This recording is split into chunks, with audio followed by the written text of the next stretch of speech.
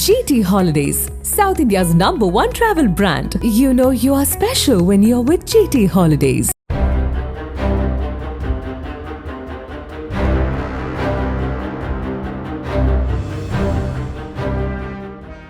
விருதுநகர் மாவட்டம் சிவகாசி அருகே ஆலமரத்துப்பட்டி பகுதியைச் சேர்ந்தவர் பாலாஜி.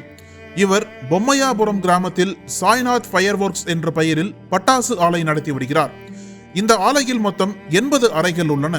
இதில் 40 அறைகளை சிவகாசி வனிதா ஃபயர் ஒர்க்ஸ் உரிமையாளர்களான சசிபாலனும் அவரது மனைவி நிரஞ்சனா தேவியும் குத்தகைக்கு எடுத்து நடத்தி வருகின்றனர். இரு நிர்வாகங்களின் கீழ் 150க்கும் மேற்பட்ட தொழிலாளர்கள் ஃபேன்சி ரக பட்டாசுகளை உற்பத்தி செய்யும் பணியில் ஈடுபட்டுள்ளனர்.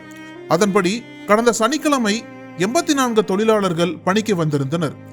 இரு நிர்வாகங்களை சேர்ந்த தொழிலாளர்கள் இணைந்து காலை 9 மணியளவில் பட்டாசு உற்பத்திக்கான ரசாயன கலவையை தயார் செய்து கொண்டிருந்தனர்.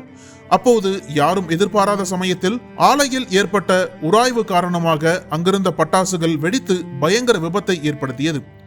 இந்த விபத்தில் மருந்து கலவை செய்யும் அறை, வேதிப்பொருள் அறை உட்பட 4 அறைகள் முற்றிலும் இடிந்து தரைமட்டமானது. தகவல் அறிந்து வந்த தீயணைப்பு நிலைய வீரர்கள் தீயை அணைத்து இடிபாடுகளில் சிக்கியவர்களை மீட்கும் பணியில் ஈடுபட்டனர். அப்போது இந்த கொடூர விபத்தில் அருப்புக்கோட்டையைச் சேர்ந்த சிவகுமார், மீனாட்சி சுந்தரம், குருந்த மடத்தைச் சேர்ந்த வேல்முருகன், காமராஜ், கண்ணன் மற்றும் நாகராஜ் உள்ளிட்ட 6 பேர் சம்பவ இடத்திலேயே உடல் கருகி உயிரிழந்தனர். மேலும் தீக்காயமடைந்த பலரையும் மீட்டு மதுரை அரசு மருத்துவமனையில் அனுமதித்துள்ளனர்.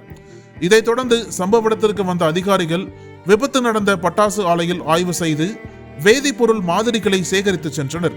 அதோடு பட்டாசு ஆலையின் உரிமத்தை தற்காலிகமாக ரத்து செய்து மாவட்ட நிர்வாகம் உத்தரவிட்டுள்ளது. இந்த நிலையில் பட்டாசு ஆலை விபத்து தொடர்பாக ஆலை உரிமையாளர்கள் பாலாஜி, சசிபாலன், மேலாளர் தாஸ், போர்மேன் பிரகாஷ் உள்ளிட்ட 7 பேர் மீது 5 பிரிவுகளின் கீழ் போலீசார் வழக்கு பதிவு செய்துள்ளனர். பட்டாசு ஆலை உரிமம் பெற்று நடத்தி வருபவர்கள் அதை முழுவதுமாகவோ ஒரு பகுதியையோ குத்தகைக்கு விடக்கூடாது என்பது விதிமுறை. சாய்நாத் பட்டாசு ஆலையில் இந்த விதிமுறை மீறப்பட்டுள்ளது. இதில் கணேசன், சதீஷ்குமார் ஆகிய 2 பேரையும் கைது செய்து போலீசார் தீவிர விசாரணை மேற்கொண்டு வருகின்றனர்.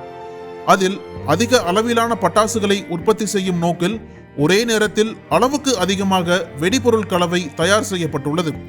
மேலும் அனுபவமில்லாத தொழிலாளர்களை ஆபத்தான பணிகளில் ஈடுபடுத்தியது, போதிய பாதுகாப்பு உபகரணங்கள் இல்லாதது, பாதுகாப்பு வழிமுறைகளை பின்பற்றாதது உள்ளிட்ட காரணங்களால் விபத்து நடந்துள்ளதாக குற்றச்சாட்டு எழுந்துள்ளது.